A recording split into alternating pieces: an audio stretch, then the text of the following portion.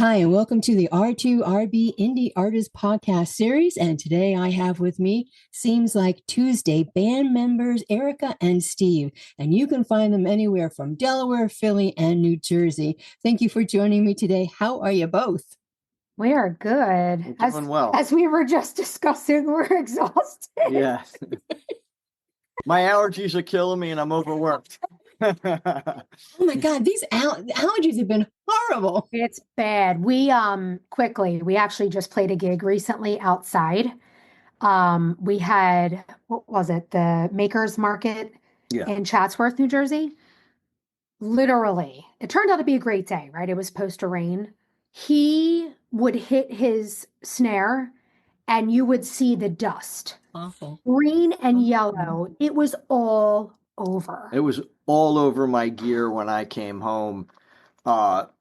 There was stuff like, because I was sweating, obviously. There was like green stuff like on the hairs of my arm. I looked like the Incredible Hulk when I came home.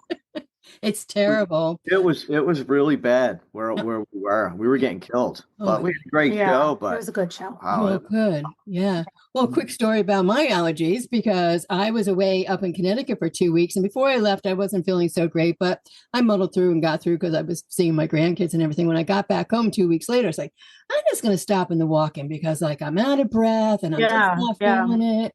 And I never really got sick.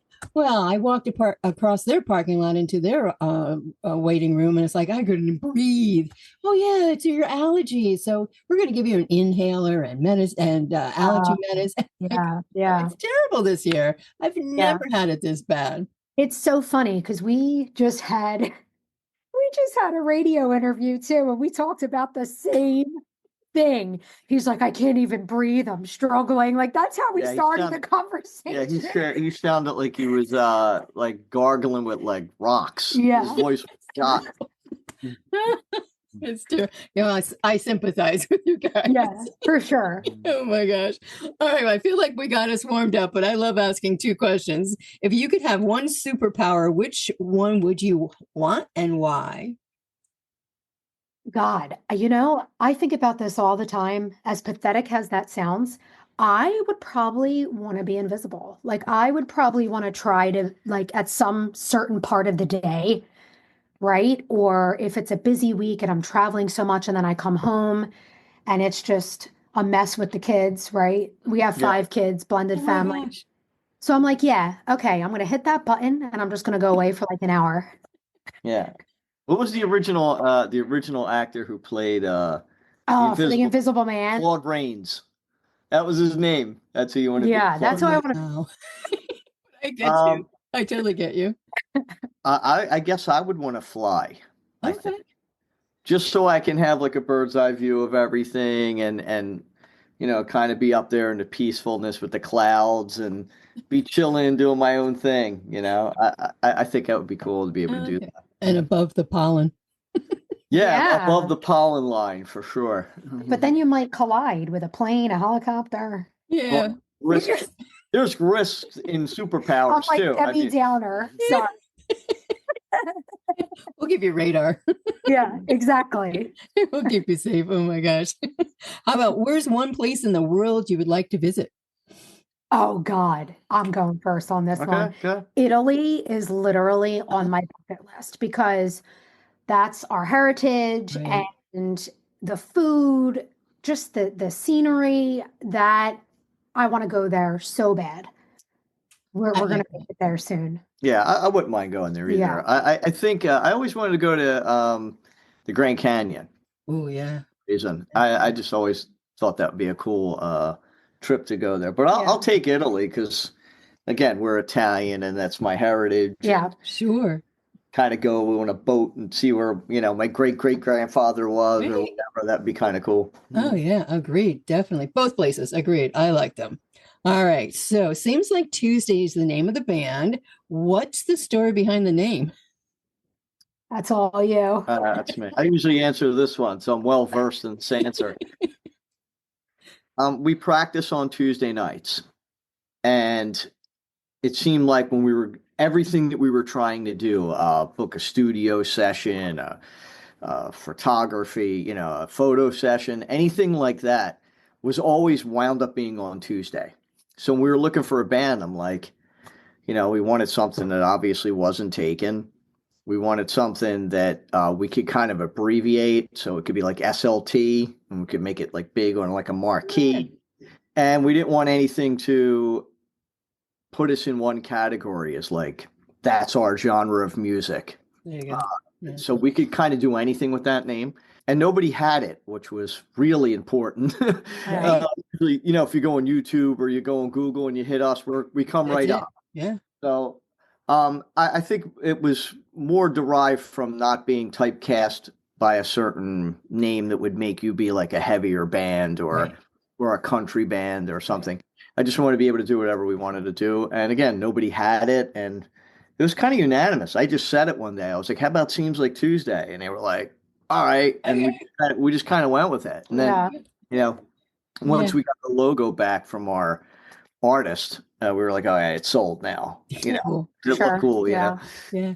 And I agree with, being the non-genre and being able to do, I think that's what being an indie artist kind of is all about, right?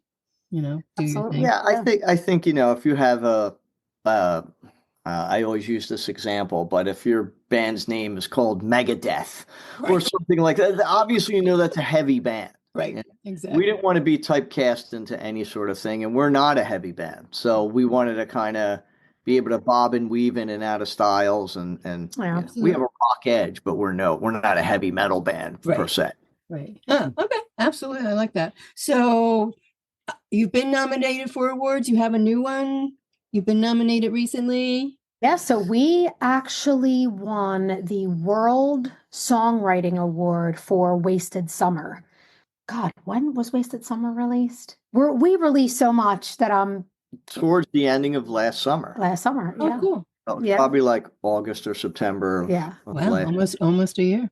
Yeah. Yeah. Absolutely. Oh, congratulations. That's awesome. Yeah. Cool. Yeah. So Seems Like Tuesday has been together since 2022. Erica, you do the vocals and percussion. Steve, you are the drummer. So who else is in the band, and how did you all meet? Yeah, so we have Chip Michael on bass. We have Pete McGregor on guitar. We have Billy Zioli on vocals and guitar. We all sing. Chip, Pete, myself, Steve, Billy. He does a mean foxy lady. Oh, cool. There you go. Don't be fooled. The cool thing is that Steve, Chip, Pete and Billy, they've all kind of played on the same scene. Okay. Way back when, in the original scene. So same circuit, same clubs. We just came together that way. He made a couple calls and. Yeah, we were looking for people. I think, we decided we were in a cover band at the time, and we decided, look, the schedule is just getting too much for us. And, it's kind of, you lose your soul playing a lot of covers. Sometimes you just play the same songs, and whatever the flavor of the week is, you got to learn that and play that. So after a while, we were in it for a long time, about 10 years or so, right? I was in it for 18. Yeah. So since she was a teenager. So we just decided to do something original. And the first thing I did was, I said, all right, I got to get quality people. That was the first thing. Absolutely. Right off the bat. I didn't want no drama. I didn't want no drugs. I didn't want no, we call it LSD, which is lead singer disease. The pompous kind of, we didn't want none of that kind of stuff. So we wanted to get good quality people first. And then geographically, is it going to work? Are we going to be able to have practice on the same nights? And are you going to be able to get to my house on a Tuesday, for instance, or stuff like that? So I think we really found a good quality group of people, and then we all bought into the system. That's another thing, is everybody want to play music. Can people write originals? Can they get along? You have two guitar players. Who's going to play the solo? Is the other guy going to get mad? We have a bunch of people who sing. Is she going to let the other guy sing a song without getting all that? And pretty much all them problems were never a problem. Wow. So it was great. Like nobody. That's amazing. Yeah, nobody ever has a problem with anybody else taking the limelight, which is great. Well, I think too, because not to cut you off, but we've all been at this a long time. And by the way, when I said 18 years in the cover band, you're like, yeah, she was a teenager. Thank you for making me younger than I am. I appreciate it. You know, I was loving that. Just had to mention that. We're all seasoned, right? And we've all have been doing this for so long that it's actually enjoyable. It's fun. And another thing, I make the Divas playlist a lot. I am by no means a diva at all. I am literally like one of the guys. One of the guys. Yeah, honestly. Yeah, I would say, well, she's my wife, my best friend, and all that stuff. But honestly, you probably are the easiest person, lead singer wise, I've ever dealt with. There's no. Yeah, and you talk about being seasoned, but I know there's bands out there that they're seasoned and they still have drama. So whatever, right? So whatever you have done to really take the time to find the right people and the right fit, and that it all balances for you, is extraordinary. Absolutely. Yeah, I think at the end of the day, everybody wants the best quality of the song, and everybody wants everybody to be happy. There's a give and take. I mean, we don't all agree on anything, but we have majority rules. Somebody really, like, I'll send something out, for instance, and I'll be like, all right, we're going to use this as the flyer. If anybody hates this picture, let me know. If it's something you can deal with, roll with it, because I don't feel like doing it again. Right. So if somebody calls up and says, yo, I look terrible in that, I don't want to use it, and they're still outvoted 4-1, I won't do that. But you got to be really passionate about hating it too. Right. It can't be all the time. No. I might have not noticed your eyes was closed. Your eyes were closed, or something like that. We really try to just work as friends first, and then, and this is the music business. There's a business angle to it too. Sure, of course. You all got to agree on. There's money to be divided and all that kind of stuff too. So that just comes through with your music and what you have out there. I mean, you can see that you do balance each other. You can see that you're all passionate about it. I mean, your videos, which we'll talk about in a minute, are just absolutely amazing. So again, and it's a business, but it's also that passion. It's who you are and what drives all of you. And if all of you can be driven in the same direction without having drama, that's the best way to go. And again, you can see it in your finished product. Well, thank you. I mean, we were very hard at what we do. So yeah, absolutely. Comes across that way, and we look genuine is because we are. So that's great. That's it. Exactly. So let's get talking about some of your songs and videos and your newest release, Drowning. So, and along with the single, you also have a music video. Let me tell you. I was like, I watched it all. I was like, shoot, let's play that again.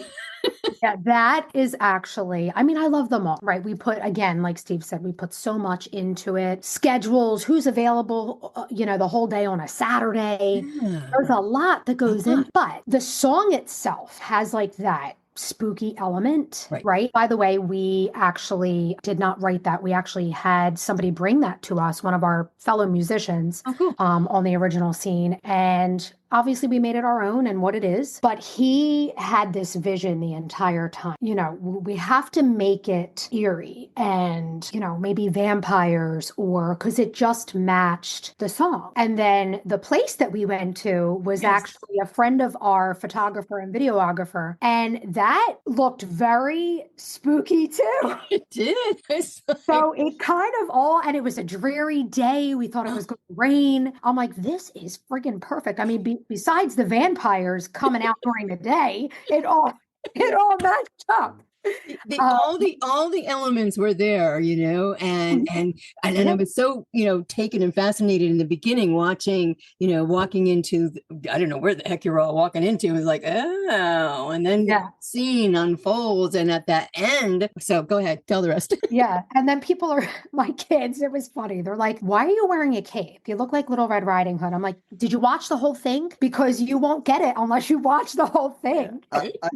That was one of the major things going in. The guy that did it with us, this guy named Steve Parks. He does our photography and stuff. So we got him into doing the videos with us. And I called him on the phone. I says, look, a lot of attention spans are gone within you're lucky to hold somebody a minute. You're lucky. Even visually, you're lucky. So I says, we got to make it that people don't know what's going on here. Got to have the suspense at the end. And that was all calculated on what's going on here and what's happening. And then it all kind of unfolds at the end, what's going on. You know, it's a fine line when you do something like horror like that, because it could be really corny, really quick. And I was adamant about not making it like to where it could be like a spoof. It would be serious. A lot of our songs are happy or upbeat or pop. And this is the one that's going to be set up on our EP that we're about to release, like probably like mid. We have 8 songs. It'll be like, 4th or 5th.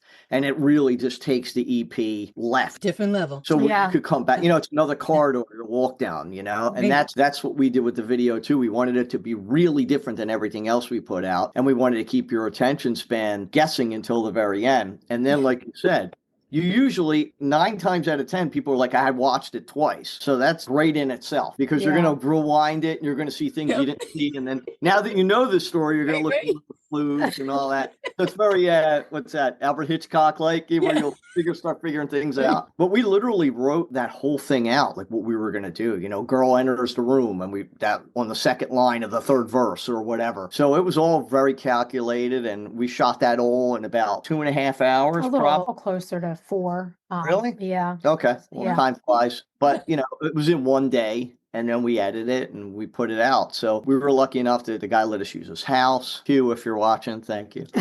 and it all came together. So cool. I mean, again, like I said, I watched the video and I'm like, oh, okay. And okay. And and then at the end, it's like, oh. Yeah. And then you got to go back and then watch it again because then it's a whole different scene. Yes.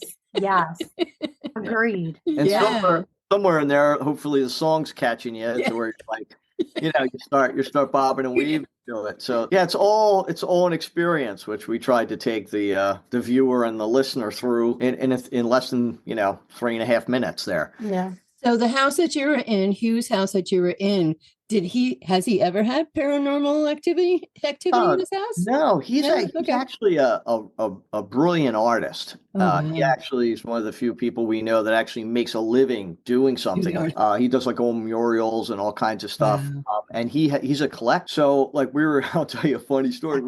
We're bringing in people now. Really, the only guy that knows him is our photographer. I go up, I introduce myself. I'm like, thanks for letting us use your place. We'll be respectful. Ain't gonna be nobody doing anything stupid in here, whatever. He's like, just be real careful of everything. So I start looking at like a piece of, I don't know what, what would you call that? Like a vase or whatever. Yeah. And he's like, yeah, well, everything in here is just really expensive. Just be careful. I'm like, dude, we're cool. We break anything, we'll buy it. He's like, I don't know if you can buy that. And I'm like, how much is that? He's like, well, that's a $5,000 vase that was King Tut the Third nephews or whatever. Crazy stuff like that. Like a ceramic banana from the 1800s that cool. Elizabeth had. And so it was like this really crazy collective kind of, stuff everywhere, but it was clean. It was crazy. It was like all this kind of crazy stuff, like almost like, I don't want to say hoarder because that's bad to say that, but not like that. More like a collector home. Collector. But everything was clean. It was crazy. There was stuff everywhere. Deb, I put my phone down like 3 times. I lost it all 3 times. I don't know where I was in the house. And there was always like crazy, just different rooms and Halloween in one room. And then felt like you were like in the like one of the rooms we were in had dolls in it. And so to answer your original question, there probably is some type of activity. We just didn't know. We didn't ask, and we don't ask. So I just looked and turned my head because I am very with dolls. Dolls can be a little out there. So, but it was cool though. Like he said, very clean and and the guy's super cool to let us all use that. Like that is friend. I send him texts and we talk and so he was really cool about everything. And plus we respected his home. Nobody brung dirt in the house on their feet or broke anything or clogged the toilet or anything like that, All these things matter. It does, absolutely. We laugh, but it's true. You speak the truth. Yeah. Oh my gosh, I love it. I couldn't wait to find out about the video and the song itself. A great project. So you guys are relatively new, as I said earlier. Are you happy with where you are now with the band? I think tell me if I'm wrong, but you guys just really seem to, again, I'll repeat, interact well, you perform together, your creativity comes out in your projects. And are you where you thought you would want it to be at this time? I could speak for myself. I am very happy with what we've done so far. I'm happy that just gigs alone from where we started as an original band 3 years ago to where we are now, like playing casinos and really popular festivals that draw thousands and thousands of people. Yeah. I'm happy with that. I would say where I would want to go next would be to get one of our singles in a series or a movie, something along. Oh, yeah. Do you agree, Steve? Yeah, well, I've been up and down in this business. I had a record deal when I was like 19 years old. Oh, wow. And then I came right out of high school, and then I was like, I'm going to be rich and famous. And we were doing the hair metal thing, and then that went out of style, and all the bands got dropped. And I Yeah. kind of fought back and forth and had a couple spec deals, and it looked like we were going to go somewhere, and then that fell apart. So it's, I've been through the gamut of getting, beat up pretty good in the business. Yeah, when we went into this, it wasn't like, we're gonna be rock stars, and in the video we're gonna have a cannon, shoot out, fire, and it wasn't like that. We were like, look, let's just get together, be creative as possible, let's put out the best music we can. If something advances, then great. I don't think anybody wants to tough it out in a van and tour and Hard work. do something like that. We much rather, as she said, get our song into like a commercial or, that's wishful thinking, but that's more where this band is geared towards. To just drop everything and run for a little bit, that'd be really hard to do. We all have this band, everybody in this band has a career job. Right. Nobody's working at like Target. Everybody's like a boss or our bass partner's a building inspector. Yeah. So, That's a lot. it's like has like real jobs. Yeah, And, absolutely. you need 401k, you need medical insurance, and you got to be realistic at this stage of life. Absolutely. If something breaks and it looks like it's worth doing, then we'll do it. But I think we're just into putting out quality stuff, playing the right gigs, staying afloat, not going too far in the red as far as cash, and making great contacts like people like you, and just making new friends, and just try to throw it up against the wall. And if it sticks, then great. If it doesn't, then we left some sort of legacy behind. Absolutely. And so speaking of, music is full time, and you do both have full time jobs as well as the other band members. How do you balance? Because I know Erica, she's traveling, you're full time with what you do, and then you have a family to take care of. How do you balance that? Do you really mark time on the calendar to take time for yourselves? When we can. Our time to ourselves is really like driving to a gig, going to pick up a kid. And I can't really say that though, because we're going away next weekend, right? Like just the two of us. You sound like a liar. For 2 nights. Whoa. But it is difficult. Yeah. It's difficult. I'm probably away myself like every other week. So it's hard. Yeah. It is hard. But the plus is, like he was talking about the cover band. It's not where this is super demanding, where we have to be here at 5 o'clock for a cocktail hour for a wedding. We were playing 8 times a month with the cover band. So this, we are able to really choose. A little more flexibility. Exactly. Yeah. So if we want to play twice a month, great. And that's set in stone, and it is what it is. We won't take anything else. If we want to play 3 to 4 times a month and something great comes our way, we're going to take it. Awesome. But I think it's a little I think also too, when you're in a relationship with somebody with I'm lucky enough to have my wife as the singer of the band. It's something we do together. Right. Yeah. When you're in a relationship with somebody and you're in the band and they're not, there's a little bit of a level of resentment. I can imagine. Yeah. Yeah. Let me get this straight. You go on at midnight. You didn't come home until 4 o'clock in the morning. What were you doing? Who were you with? Where did you go? Why are you hanging out with him? He's trouble. Whatever. Right? Yeah. This way, she knows what I'm doing. I know what she's doing.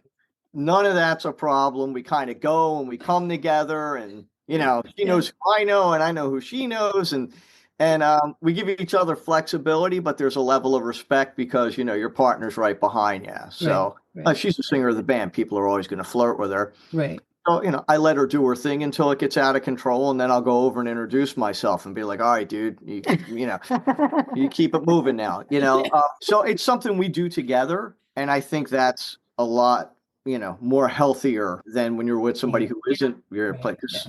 As I said, the resentment builds up. It's natural. Absolutely. And you're also thinking about time together, taking care, self-care, which is very important. So you do think about that because a lot of people don't. And it's important. What else? Yeah. So sometimes I got to cut you off, Deb. Sometimes, all right, are we done now with the band stuff? Because I got to tell you about what happened with the washer this morning. The spin cycle stopped working. Tori's clothes were in there, and then you go down and you go right back into life again. You know what I mean? It's true. You got to separate sometimes. You do. It's important. But you seem to have a good balance, even with the two of you and then the whole band. So kudos to you. Yeah, thank you. Thank you. You're welcome. Annie and Freddie, which came out in February. Do you all do songwriting? Do you all collaborate? Yeah, I would say the majority of the songs that come in are from Billy and Pete. Okay. They'll either bring us a full song and we'll arrange it our way and do our thing and put a twist on it. A song maybe they wrote years ago that we're going to incorporate and do the same thing, turn it upside down and kind of figure out what we could do different. Or they'll start something from the beginning and maybe I'll finish writing it, or it's a little bit of everybody. Nobody comes in with a complete song is like, I want this drum beat and I want you to hit this cymbal there. It's not like that at all. Somebody will come in with basic, ideas, skeleton of a song, and then we'll all put our thing to it. But nobody's Gestapo telling everybody exactly what to play. Billy brings in a ton of ideas. He's a machine as a songwriter. Pete's a really good writer too. And as you said, with Drowning, that was our friend. He called me up on a Sunday morning and he's like, dude, I got this song and I hear Erica singing it. He sends it to me through Messenger on Facebook. It's him with an acoustic stripped down. Took it to band practice. We arranged it, did all these kind of things to it. And then, obviously, you record it, you mix it, you master it. We did a video, and I sent it to him. He's like, wow, dude, like you did all that to what I gave you. I'm like, yeah. I think our biggest problem is we don't have enough time to write, because if we did, we'd have like double records worth of stuff. Right.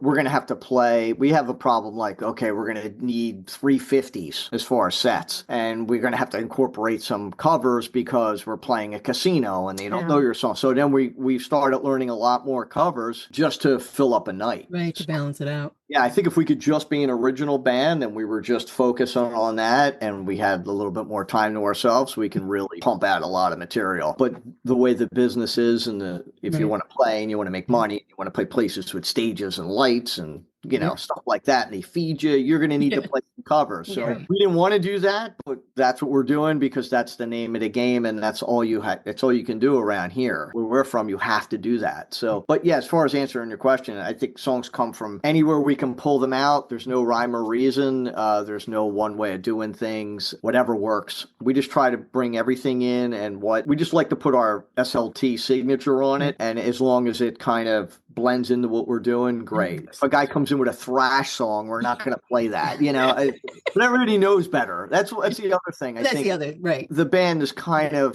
all along that same path, bands we like and bands we listen to. And so we're lucky in that avenue too. We don't got one guy that's coming in. He's like, it's got to be heavier. We never say that. We're like, what's best? Right.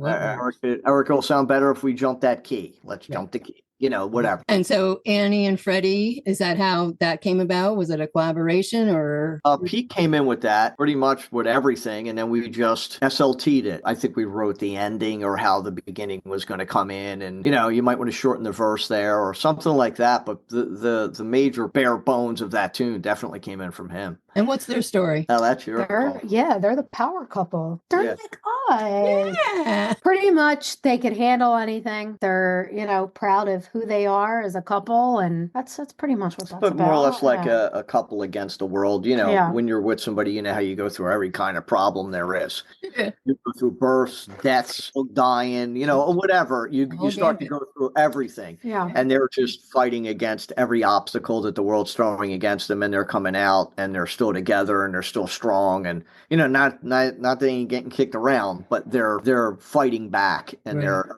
true team. That's pretty much what that song's about. So you have your song and you've got that all together, and then you want to do the video. So again, it's a collaboration of what you want to do, how you want to do it. Well, I think with that one, we knew that drowning was going to be next. Oh, okay. So we knew we were going to have a concept to that one. So with Annie and Freddie, we basically said, why don't we just go into the studio and we'll just record us making the song. We basically went into the studio, and what you're seeing on the video is us actually recording the song. Yeah. So it's just bare bones. When she's singing, that's her really singing. And we just went to where we do our records at, this Wombat Studio org, to give Dave a plug there. Yeah. And we just said, look, man, we're going to bring a photographer down here, a video guy too, and we're just going to do stuff. And he's like, all right, cool, dude, whatever. Mi casa, su casa. And we went and did it in his house. Again, we didn't clog the toilet. We didn't do anything stupid. And he was cool with the whole idea.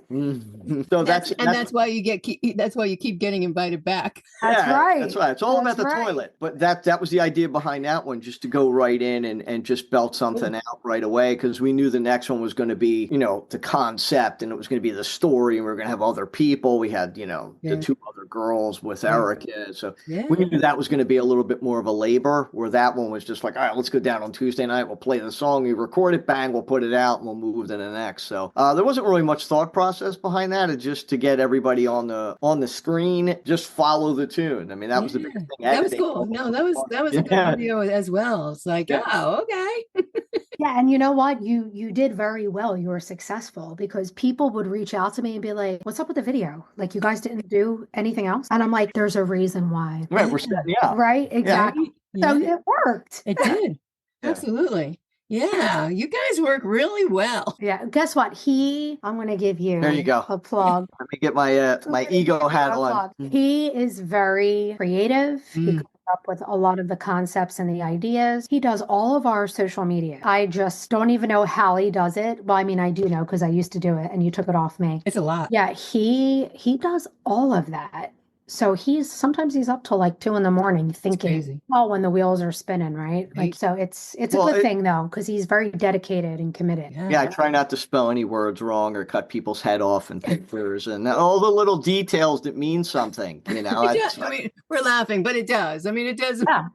Oh yeah. Do you ever see, like, if I'm on your interview, right? I'm actually hunched over in this chair, so you see my head. What if the whole video is like this? And I'm like, that's great. Well, I'll be there. It wouldn't be cool, right? Yeah, for the whole rest of the video. There you go. How long have you two been together? Oh God, it's been a while. Long time.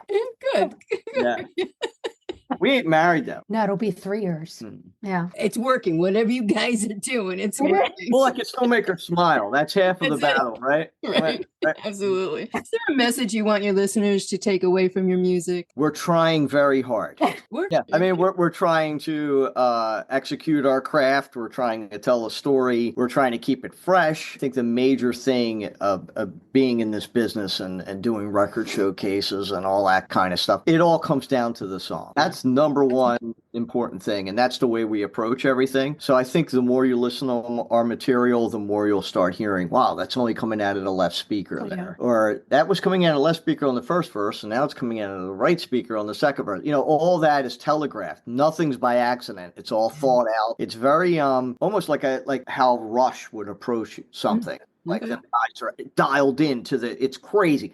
We ain't that crazy or musicianship but the thought process is as crazy as them. Yeah.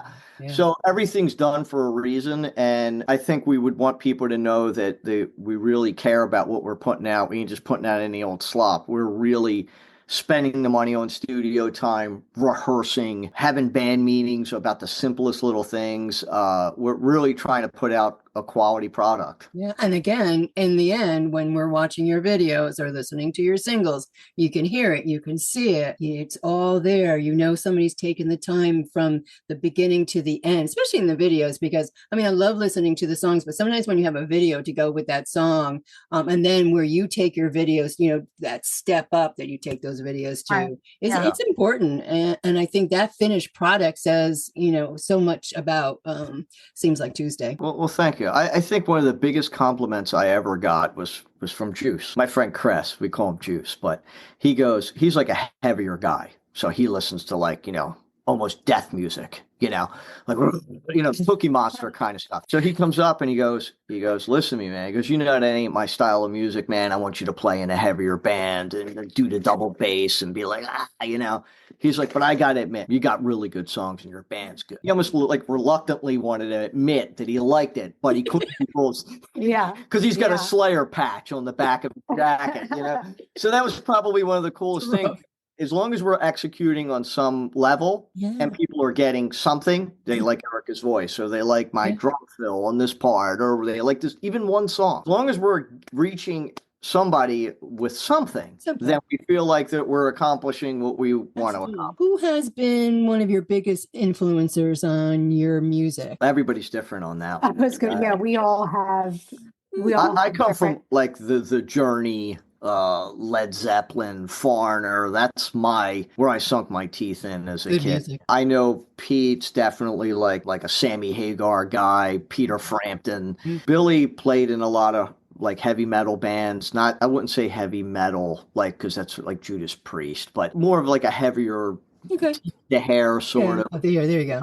Yeah, sort of bands when he was on the scene. His songwriting is so eclectic. I mean, you hear a little country in his stuff, and so he's, I think, influenced by a lot more than even I know. And then Erica, I mean, comes from a whole complete different background. Completely different. Yeah. Well, tell your story.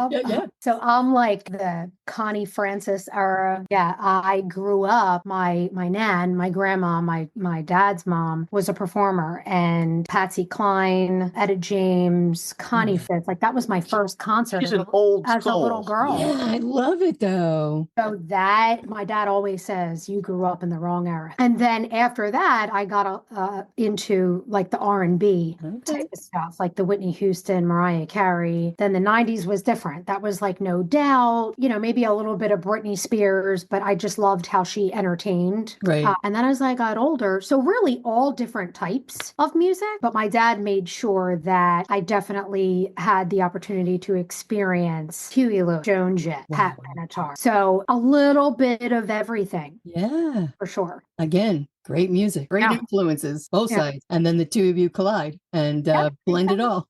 Yes. Well, the covers we do play, we, obviously we have a female singer, so we're going to kind of try to go in that avenue. So we'll do Blondie, Janis Joplin, Joan Jett, all Pat Benatar, the Runaways. Yeah. So anything that could, Melissa Etheridge, anything that could come out and showcase her vocals in styles. Absolutely. We do it, Wow. I like that. So let me ask you a couple of questions about the music industry.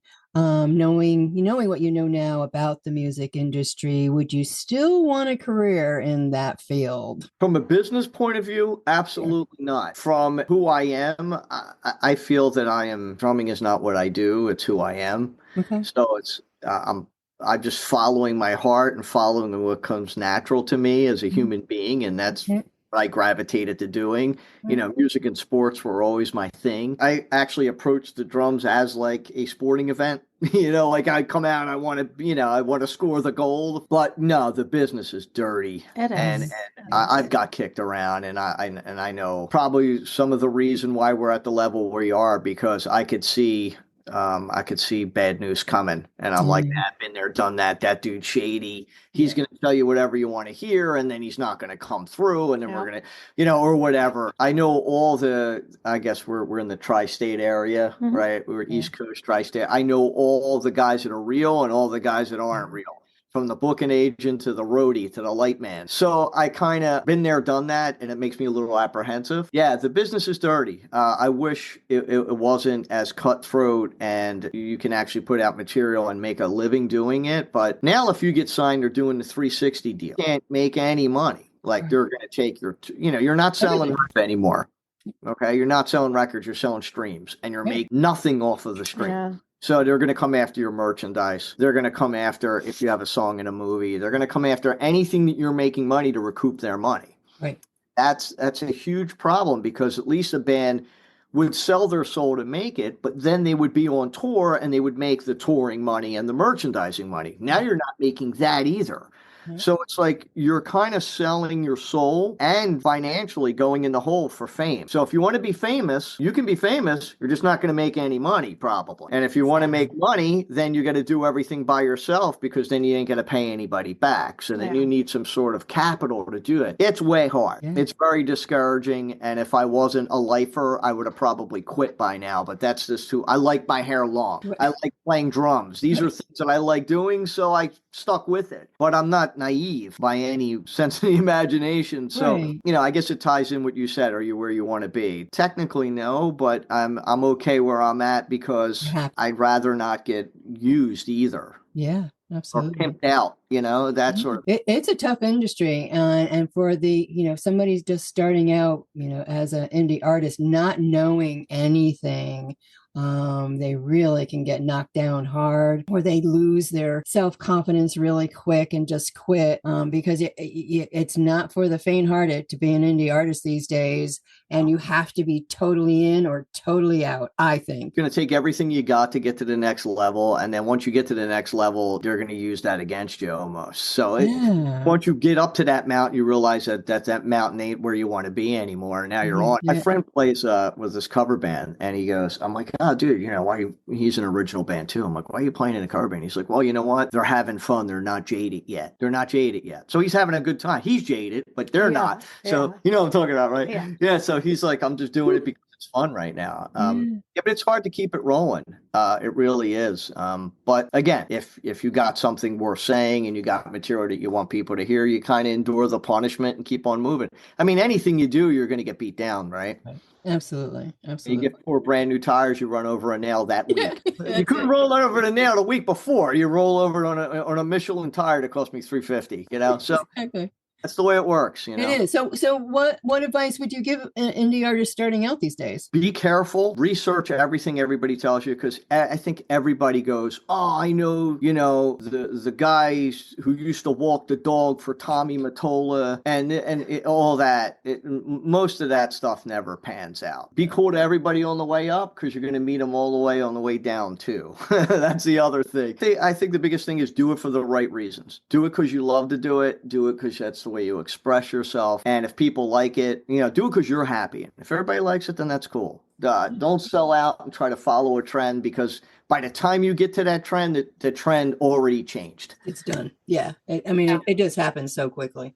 So I guess it's the same thing like in love, I guess, like follow your heart, but keep your head on straight too. Yeah. Fine line there. It's true, right? Yeah.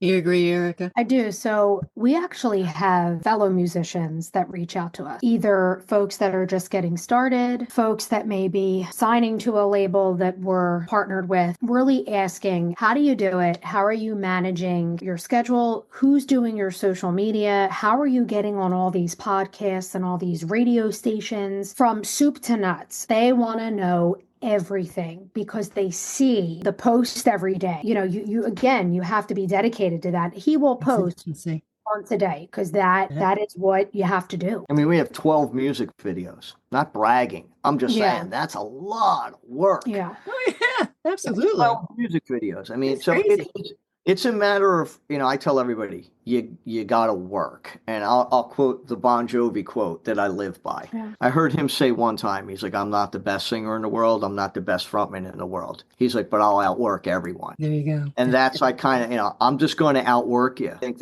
if that's me losing sleep, if that's me, trying to fit a picture in again, so where nobody's head's cut off and I got to do it 52 times, I'm going to do whatever it takes to get us look as pro as we can. And network, following up. That's key. That's a big following up on everything. Yep. And it's hard. And I can sit here and say it's easy. It's a hard path to keep going, because you keep getting kicked down. Eventually you're like, whatever, dude. But my whole thing, and I always say this too. This is something I've said in every podcast or interview ever. I want to leave some sort of legacy. So if my great grandkid watches this and goes, wow, that's when Pop had long hair, that's kind of cool. Because I would love to see my great grandfather on one of these and see how he spoke, because I never met him, or whatever, or his aneurysms, or the way he talked with his kids or whatever. It would have probably been all Italianed out. I'll kill you. You know, I would have got to know him a little bit better. So if Sure. it stays on YouTube when I'm dead for another 100 years or whatever, maybe somebody will look at this and go, wow, you know, he knew what he was talking about or whatever. Absolutely. Yeah. No, I agree on that. Did either one of you have a mentor in the beginning of your music career? I mean, really, my voice coach, that was Rita Cavell. She had passed away a while ago, but I was with her for a very long time, and she kind of walked me through a lot of, I was on a steady show that was on every Saturday on Channel 6, which is a local channel here. She would help me with that. Our live shows, get me prepped. She would talk to my parents about certain things. And then, like Steve said, I've done showcases for like Atlantic Records and a few other record labels, and a lot of them fell through. So she would really just hold my hand and walk me through that, including my parents. Wow. So, I mean, I was young, but I loved her. She was amazing. Amazing. That's real nice. Steve, what about you? Well, I was playing clubs at 16. So I was He was his own mentor. I was a little kid. Like literally, I would stay upstairs and do my homework, and the guy would let me go downstairs. This was at the Galaxy in Somerdale. It's like a world famous. It's not there no more, but it was like a world famous club. And I would go down and I'd play the drums and I'd go back up and I would do my homework. And the things you see up in dressing rooms, who's doing drugs, who's got girls up there. So I learned real quick on what to do and what not to do. Okay. So I'd say my mentoring was being that young kid playing in a club with guys who were 27, 28, 29 years old, and I'm 18 or 19 or whatever. I grew up playing. So, so that's I guess who mentored me. I learned what to do and what not to do. It was on the job learning. On the job learning. Yes. Yeah. Literally. I remember one guy would be like, "Wow, what are you doing, little man?" And I'm like, "What?" He's like, "What's your dad playing tonight?" I'm like, "No, I'm playing." And I went down and I played Killed it. well enough for him to come up to me and goes, "Man, I can't believe that was you." Because all you could see is like this, over the drums. So he introduced me to everybody as like his like little brother. And that got me in knowing everyone and got me a little bit of clout. Yeah, I was the little kid. Yeah, and you grew up right from the get-go. Yeah. And then once the guy knew I wasn't going to like party or like drink and stuff, he would let me go down, but I just couldn't go near the bar. So I graduated. Yeah. After between 16, 17, by the time I got 18, I was in the club a couple years, and he's like, "All right, you could come down. Don't go nowhere near the bar." I'm like, "All right, I'll stay over near the bathroom." I talk to people coming in and out of the bathroom. Started with the bathroom at an early age. Yeah. This all ties into the not clogging the toilet. So this interview is going to air May 28th.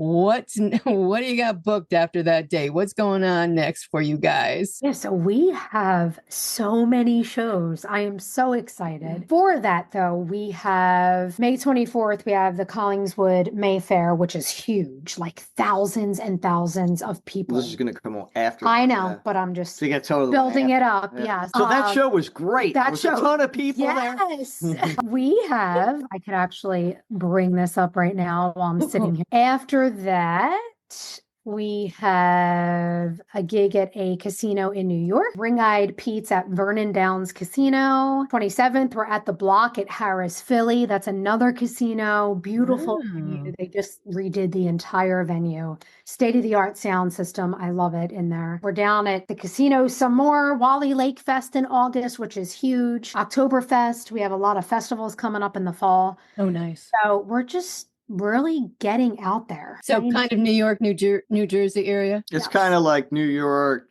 Jersey, Philly, Okay. those are our In Delaware. within, we'll drive. New York's a little bit away from here. Like one of them gigs is like 4 hours away. Oh, wow. Upstate New York? Yeah. Yeah. So we'll play up there and we'll sleep over. But, that's pretty far. Yeah. So we try not to go too far out than that because you got to get home and you got to get ready to go to work the next day or whatever. Are you guys New Jersey, Philly, Jersey? So we're originally from South Philadelphia. Okay. So like basically Rocky Balboa, when he ran down the street, that's where we're from. Yeah. Okay. But we moved to Jersey, which is just literally a hop, skip right over the bridge and you're in Jersey. So we're about 15 minutes from where I was born and raised in South Philly. Oh, cool. But you could park over here, so that's why everybody moves to Jersey because you can't park in the city.